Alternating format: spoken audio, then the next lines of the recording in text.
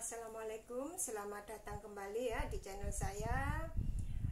Di siang hari ini saya akan berbagi pengalaman saya sedikit.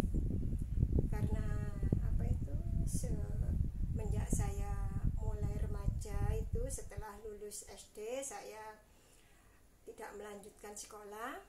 Saya kerja di pabrik konveksi ya, karena dari keadaan orang tua saya yang kurang mampu, saya tidak mau melanjutkan sekolah.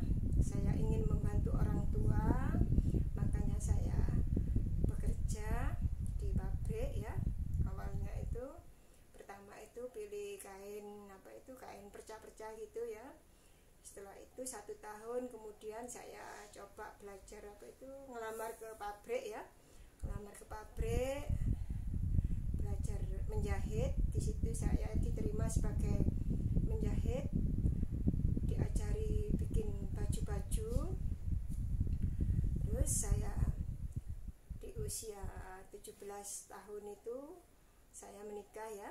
Tapi meskipun menikah, saya orangnya memang komitmen dalam rumah tangga itu. Saya inginnya itu senantiasa bisa membantu suami dalam mencari keuangan, karena kita memang sama-sama berangkat dari nol.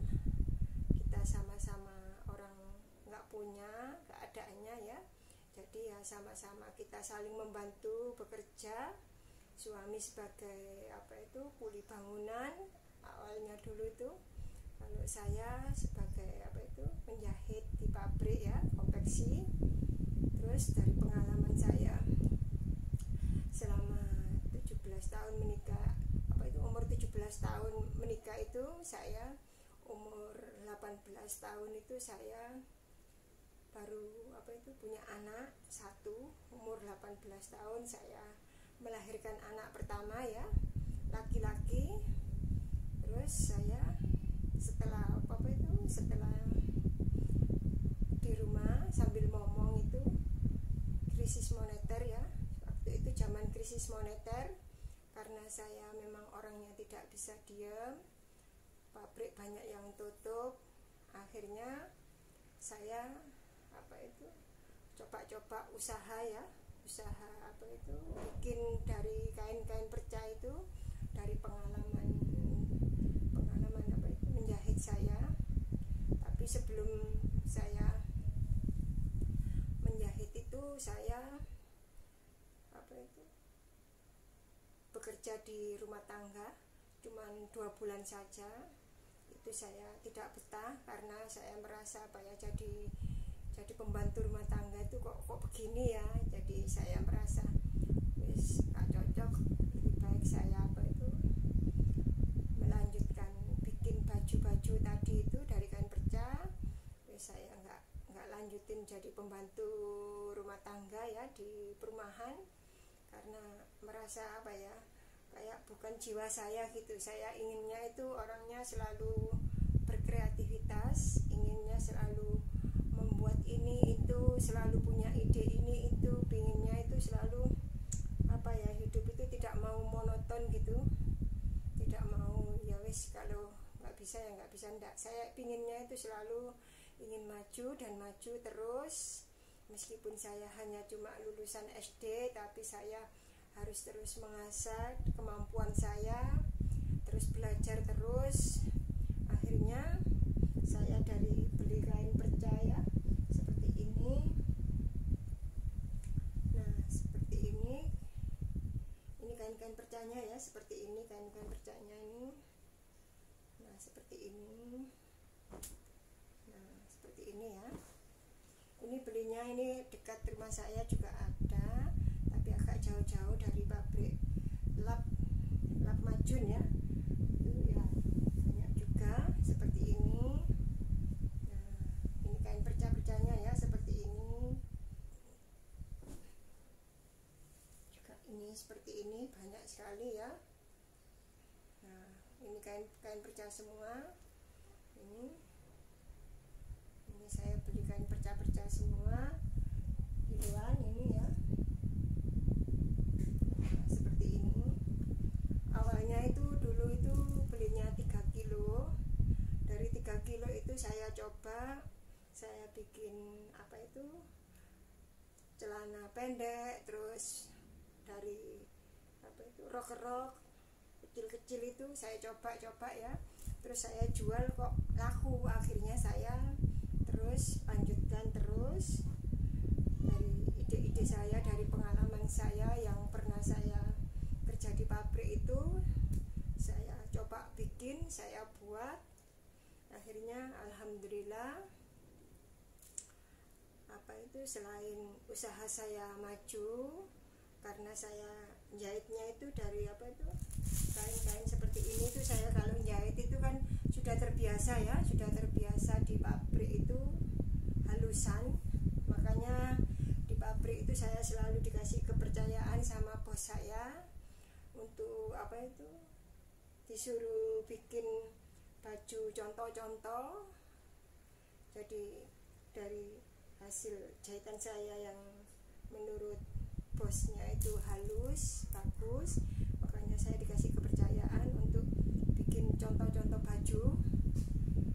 Dan dari pengalaman itulah saya setelah usaha sendiri itu, saya menjahitnya ya tidak mau setengah-setengah. Saya menjahitnya itu kualitasnya ya saya bagusi, meskipun kainnya itu kain perca, tapi lah seperti ini, saya punya kainnya banyak, seperti yang kemarin saya pakai ya, itu saya punya kain banyak. Nah seperti ini juga kain perca ini ya, kain perca ya.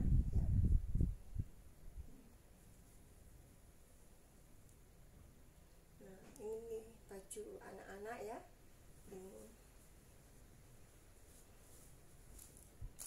Terus sama ini kayak celana pendek gini ya. Nah celana pendek seperti ini. Nah ini juga dari kain perca juga ini. Nah, saya buat sendiri. Nah ini saya jahit-jahit sendiri karena saya pernah coba apa itu, cari orang untuk membantu saya menjahit, biar tenaga saya tidak terlalu apa ya, capek, karena saya kan menjual sendiri ini ya, saya jual sendiri keliling ya, pernah ya di pasar juga, tapi menurut saya kalau di pasar itu terlalu apa ya, makan waktu karena saya di rumah mempunyai anak yang harus saya tinggal, jadi waktunya itu kalau lama-lama itu saya kasihan anak saya. Makanya saya lebih baik keliling. Kalau keliling tuh cepat ya pendapatannya, itu dari hasil menjual kayak begini nih cepat. Saya menjualnya itu ke sekolah-sekolahan TK, ke perumahan-perumahan, itu saya jual dari hasil karya sendiri ya. Karena memang jahitan saya halusan, maka saya lebih mengutamakan menunjukkan ke orangnya, Bu, ini jahitannya itu halusan, beda dari yang di pasar-pasaran.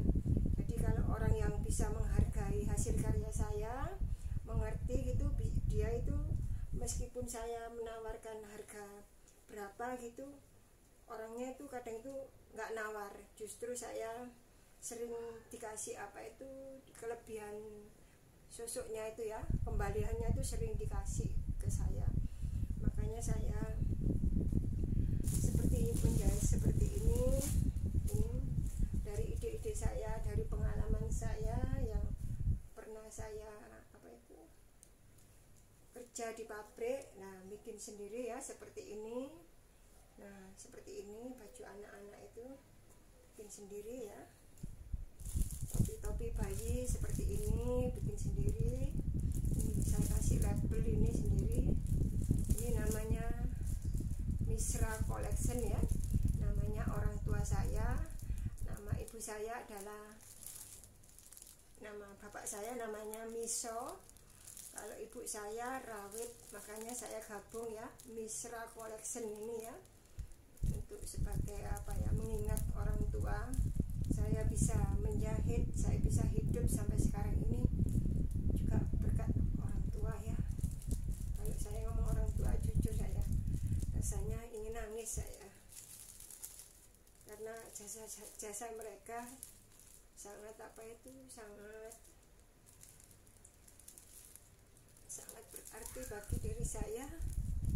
Makanya makanya saya sangat bersyukur kita sebagai anak kita bisa hidup di dunia ini itu karena orang tua kita ya. Makanya kita sebagai anak harus senantiasa berbakti ya kepada orang tua, apalagi sekarang setelah tidak ada gitu, kita baru merasakan ya bahwa kalau tidak punya orang tua itu rasanya tidak enak sekali ya. Makanya itu teman-teman, dari apa yang saya bisa membuat ini, saya senantiasa bersyukur dalam hidup itu. Apapun masalah dalam hidup, saya tidak pernah menyesali. Saya senantiasa saya syukuri ini sebagai perjalanan hidup saya. Saya harus melalui dan menjalani dengan baik. Yang penting selalu optimis, jangan sampai putus asa, karena hidup itu kita harus senantiasa berjalan maju ya. Hidup selalu ada ujian dan cobaan, itu selalu ada. Kita tidak bisa menghindar dalam ujian. Hidup kita itu akan selalu ada, tapi kita yang penting harus senantiasa bersemangat, terus optimis, terus berusaha. Saya yakin Allah tidak akan membiarkan umatnya yang senantiasa berusaha ya. Makanya dengan apa yang saya bisa ini, saya senantiasa bersyukur sama Allah. Saya bisa hidup ini juga karena orang tua saya, ibu saya, dan senantiasa mengingat dari usaha saya ini. Saya kasih nama labelnya Misra Collection ya. Dan ini jahitan saya seperti ini ya.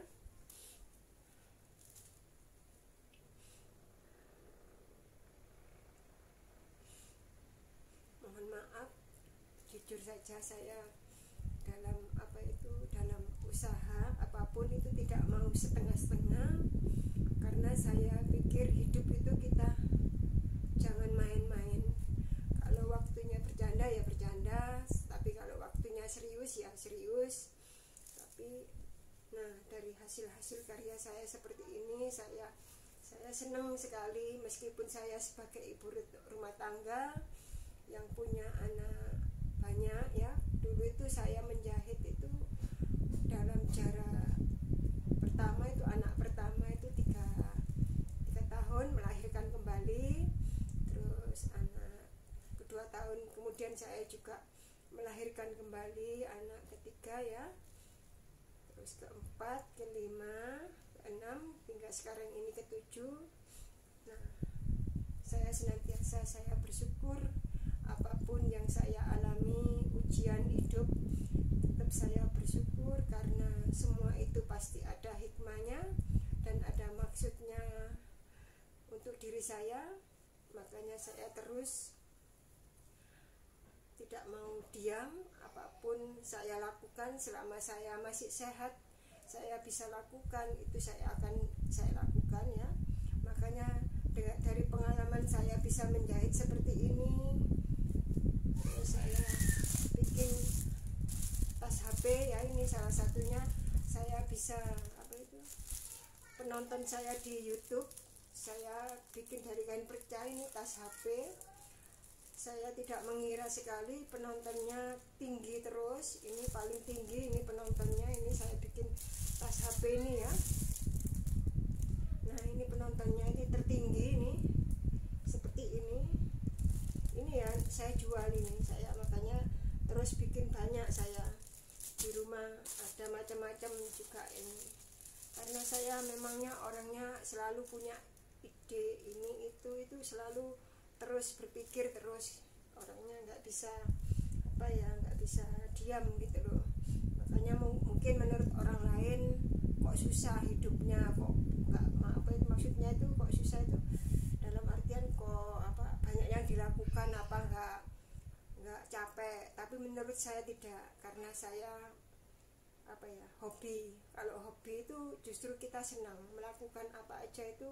Kalau sudah hobi itu merasa kepuasan sendiri ya, kepuasan sendiri, bisa berkarya, bisa membuat ini itu rasanya senang. Apalagi saya kalau menjual seperti baju-baju seperti ini, waktu ke perumahan ya, ada yang bilang itu, Mbak, hasil jahitan sampean rapi, bagus, makanya anak saya seneng.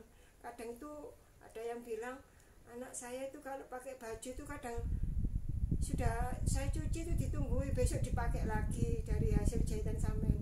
Itu rasanya kepuasan sendiri bagi saya, apa, selain menjahit bisa dapat uang, terus hasil karya kita itu disukai orang, itu rasanya beda. Kalau kita pulaan di pasar terus kita jual itu beda, kebahagiaannya itu lebih apa ya, lebih besar. Bisa menjahit sendiri karena semakin apa ya, semakin membuat saya itu semangat. Habis melakukan pekerjaan rumah, mengurus anak-anak, setelah itu saya menjahit. Setelah menjahit 3 hari sekali saya jualan keliling ya. Kalau zaman dulu saya masih bawa sepeda pancal, karena memang saya dari latar belakang orang yang nggak punya, dari orang tua juga nggak punya, cuman di apa ya, tanah ya cuman sedikit ini 7 meter persegi ya, tapi ya wes, alhamdulillah saya syukuri, karena memang ya seperti inilah kita harus, bagaimana ya, kita harus senantiasa bersyukur. Makanya dengan apa itu, keterampilan saya, pengalaman saya ini, saya terus mengasah, membuat hasil-hasil karya sendiri. Dari hasil karya saya sekarang ini, yang saya bisa seperti ini, bikin celana pendek ya seperti ini hasil. Nah, ini jahitannya juga halusan ini ya. Nah, ini saya kasih label seperti ini ya. Ini banyak sekali ini. Nah, ini sudah jadi ini ya. Biasanya saya kalau ngantar sekolah anak itu, anak saya masukkan ke apa itu, ke sekolahan gitu, saya tinggal, saya jualan keliling, terus setelah pulang itu sambil jemput anak saya untuk mengisi waktu jualan di perumahan seperti ini. Alhamdulillah ada saja rezekinya. Justru saya sering mendapatkan dari mempunyai anak banyak itu, saya senantiasa bersyukur. Karena apa, saya sering mendapatkan rezeki itu yang nggak disangka-sangka. Sering menjual itu ketemu dengan pelanggan saya yang baik-baik sekali. Itu kalau saya menjual itu, maksud saya itu harganya itu ya agak tak tinggi sedikit, tapi kadang itu orangnya menghargai sekali. Dari hasil karya saya ini, kadang uangnya itu dikasih 70.000, uangnya 100, nggak usah sosok, uangnya 50.000 nggak usah sosok. Itu kadang saya sering apa itu, sering menangis di tempat. Karena apa, merasa hidup itu bersyukur, karena dari hasil-hasil karya saya seperti ini, orang lain itu menghargai. Dan disitulah saya merasa hidup itu rasanya apa ya, meskipun menurut orang lain itu apa itu susah, menurut orang lain kok kamu itu nggak ada diemnya, ada saja yang kamu lakukan. Tapi saya, menurut saya itu, saya bersyukur karena saya selama masih sehat, masih bisa berkarya, itu saya akan terus melakukan. Nah, seperti ini saya bikin bantal ini. Nah, makanya saya ikut YouTube itu, salah satunya kemarin itu apa itu, kan saya nggak punya HP besar ya, HP yang punya itu cuman suami. Terus saya itu lihat-lihat, loh kok ada YouTube ya, terus di YouTube itu kok ada apa itu, bikin keterampilan, terus dimasukkan situ, kok akhirnya saya kepingin, loh kalau membuat seperti itu saja saya bisa. Kalau cuman beres-beres rumah itu kebiasaan saya, karena saya orangnya kan nggak bisa diem ya. Kalau pas datang bulan 1 bulan sekali itu kan waktunya itu kan banyak ya, nggak sholat gitu. Kadang saya itu seharian itu wis, namanya rumah itu awalnya tempat tidurnya itu di sini, di pojok sini, saya pindah sana, lemari itu ya gitu. Pokoknya itu kepinginnya itu berubah lah. pokoknya nggak bisa diem, makanya saya orangnya. Jadi saya kemarin tuh yang di YouTube sudah saya masukkan jahit seperti ini, bantal bayi ya, buka gulingnya seperti ini ya. Nah ini juga dari kain perca, kain sisa-sisa ya. Dan juga ini tempat gendong bayi. Ini kan saya punya, awalnya saya bikin seperti ini tuh karena apa? Saya sering melahirkan, saya lihat di di rumah sakit itu waktu gendong bayi itu kok anaknya cuma digendong gitu aja, kok lentur gitu loh. Jadi saya mikirnya bayi itu alangkah baiknya itu kalau kita kasih kayak lemek seperti ini ya. Nah ini busa seperti ini, itu kalau digendong seperti ini kan enak ya, namanya bayi. Nah ini kan dimasukkan gini kakinya ya, biar nggak jatuh. Buat menyusui juga enak menurut saya itu. Bayinya kalau apalagi yang pemula masih baru punya anak pertama itu kan takut ya cara menggendongnya itu ya. Jadi kalau seperti ini itu kan enak, bayinya itu kita pegang gini tuh enak, untuk menyusui juga enak ya.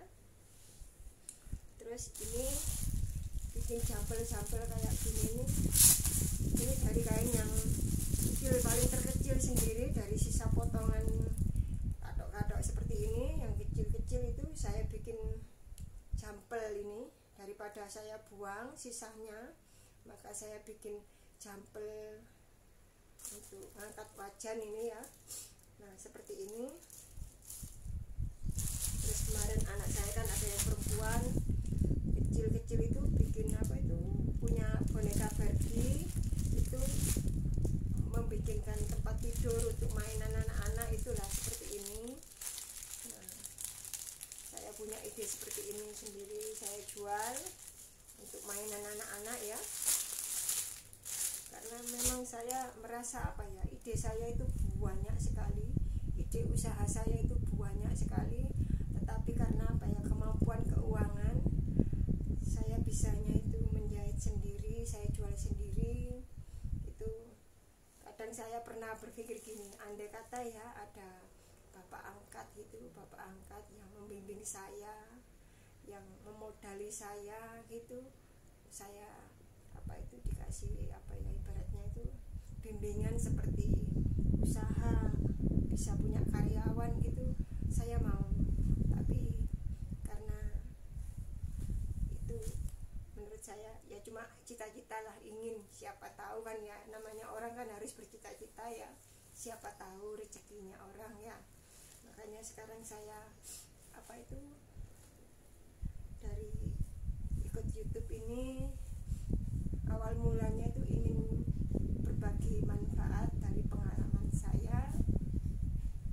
Makanya teman-teman mohon doanya ya kepada kalian semuanya, juga mohon dukungannya ya, terutama dukungannya yang belum subscribe, tolong ya di subscribe, di share, dikasih saran yang terbaik untuk kemajuan saya, karena saya orangnya senantiasa ingin maju dan ingin memperbaiki apa yang saya bisa.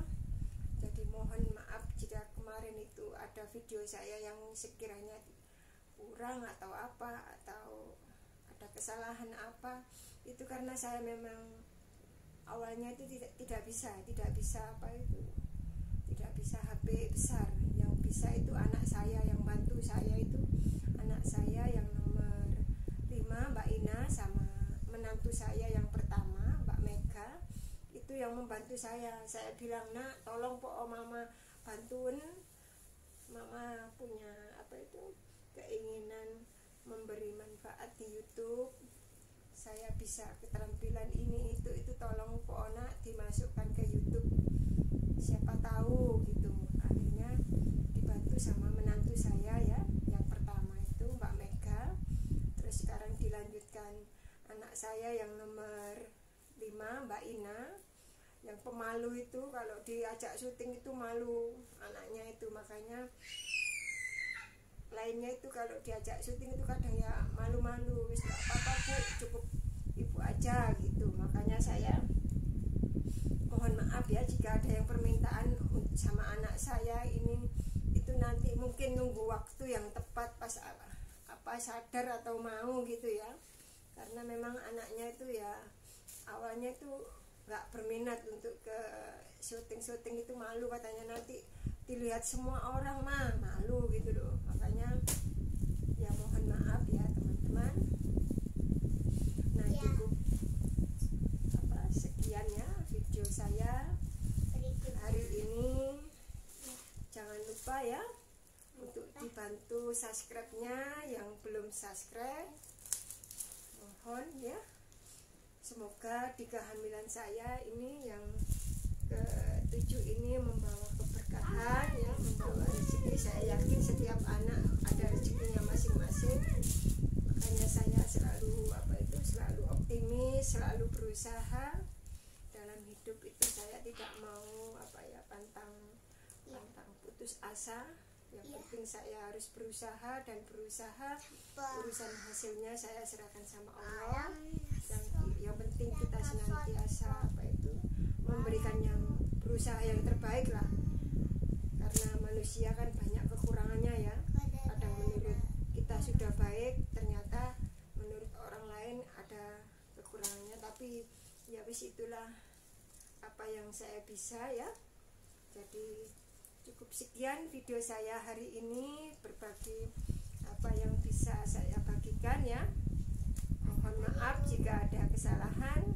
Sampai berjumpa di video saya berikutnya. Yuk, assalamualaikum.